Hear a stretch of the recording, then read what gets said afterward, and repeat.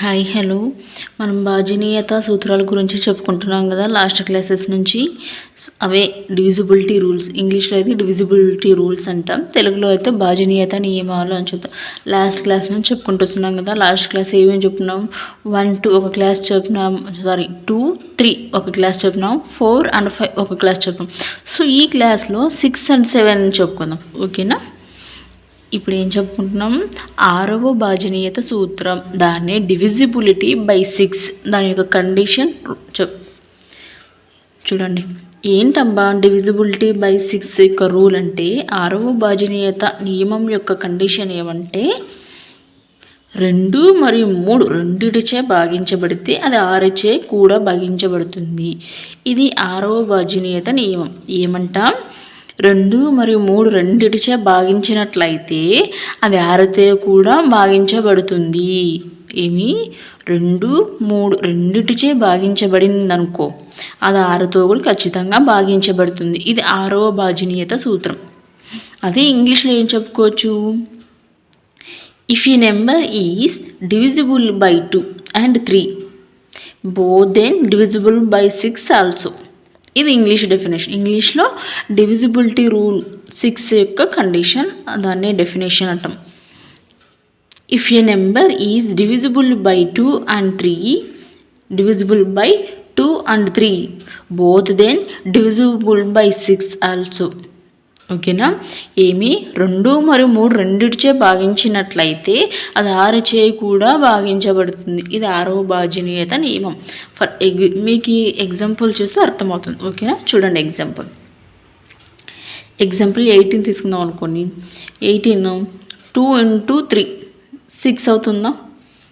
2 into 3 ఏం చెప్పినాం మనము? 2 మరి రెండిటిచే భాగించబడితే అని చెప్పినాం కదా.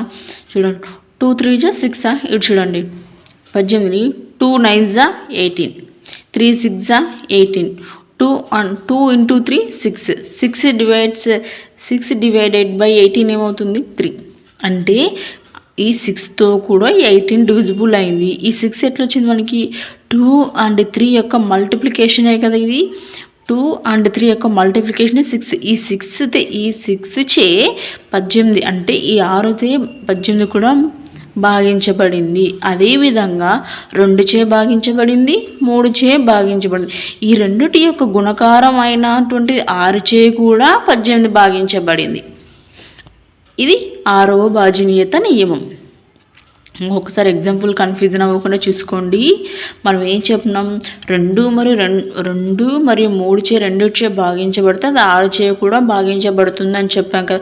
ఇక్కడ చూడండి, 18 అనేది 2 చేత భాగించబడింది, 18 అనేది 3 చేత భాగించబడింది. ఈ రెండిటి యొక్క గుణకారం 6 అయింది కదా. ఈ 6చే కూడా 18 భాగించబడింది కదా. అదే ఇక్కడ మనం తీసుకున్నటువంటి డెఫినేషన్, ఇచ్చినటువంటి డెఫినేషన్ పరంగా ఎగ్జాంపుల్ అది చూడండి, ఓకేనా? ఇది 6వ భాజనీయత నియమం. ఇంగ్లీష్లో అయితే డివిజిబిలిటీ బై 6. నెక్స్ట్ 7వ భాజనీయత నియమం. 7వ భాజనీయత డివిజిబిలిటీ బై 7. ఏంటి? ఒక సంఖ్య యొక్క ఒకట్ల స్థానాన్ని రెట్టింపు చేసి మిగిలిన సంఖ్య నుండి తీసివేస్తే వచ్చే సంఖ్య 7 యొక్క గుణిజం అవ్వవలెను. ఏంటంట?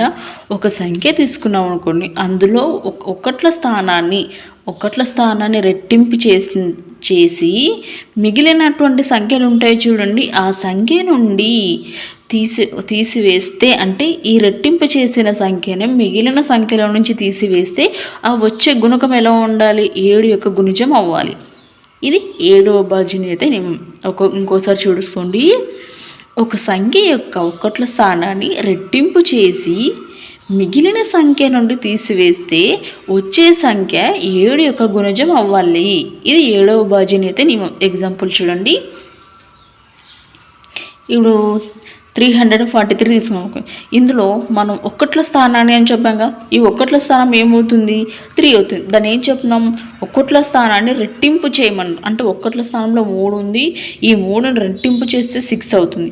మళ్ళీ ఏం చెప్పుకున్నాం? మిగిలిన సంఖ్య నుండి తీసివేస్తే, ఇంకా మిగిలిన సంఖ్యలు ఏంటివి? 34 కదా. ఒకట్ల స్థానాన్ని రెట్టింపు చేసినాం, ఆ రెట్టింపు చేసిన సంఖ్యను మిగిలిన సంఖ్యల నుండి తీసివేయాలి. అంటే మిగిలిన సంఖ్యలు ఏంటివి? 3 4. 34లో నుంచి 6 పోతే 28 వచ్చింది. ఈ 28 అనేది 7వ యొక్క గుణిజం అయ్యిందా అంటే 7 4 జా 28 వచ్చిందా, 7వ గుణిజం అయ్యింది. కాబట్టి ఇది మనకి ఎగ్జాంపుల్ ఇచ్చినటువంటి డెఫినేషన్ ఆధారంగా ఎగ్జాంపుల్. ఓకేనా. ఇంకో ఎగ్జాంపుల్ చూడండి. ఇప్పుడు 1974లో ఒకట్ల స్థానం అంటే వన్స్ ప్లేస్ ఏమవుతుంది 4 అవుతుంది. డెఫినేషన్ నుంచి ఒకట్ల స్థానాన్ని రెట్టింపు చేయాలి. ఒకట్ల స్థానంలో 4ని రెట్టింపు చేసి ఏమొచ్చింది 8. తర్వాత మిగిలిన సంఖ్యల్లో అంటే మిగిలిన సంఖ్యలు ఏమున్నాయి 7 9 1 అంటే 197 నుంచి ఒకట్ల స్థానం రెట్టింపు చేసిన సంఖ్యను తీసివేయాలి కదా, తీసివేస్తున్నాం. తీసివేసిన వచ్చిన సంఖ్య ఏమవ్వాలి 7 యొక్క గుణిజం అంటే 7 27 జా 189. 7 యొక్క గుణిజం అయిందా అంటే చూడండి. ఇప్పుడు ఇది 7th డివిజిబుల్ అయిందా, ఇదే మనకి డివిజిబిలిటీ రూల్ 7. ఓకే. 7వ భాజనీయత నియమం ఇంకొకసారి చూసుకోండి. ఒక సంఖ్య యొక్క ఒకట్ల స్థానాన్ని రెట్టింపు చేసి మిగిలిన సంఖ్య నుండి తీసివేస్తే వచ్చే సంఖ్య 7 యొక్క గుణిజం అవ్వాలి.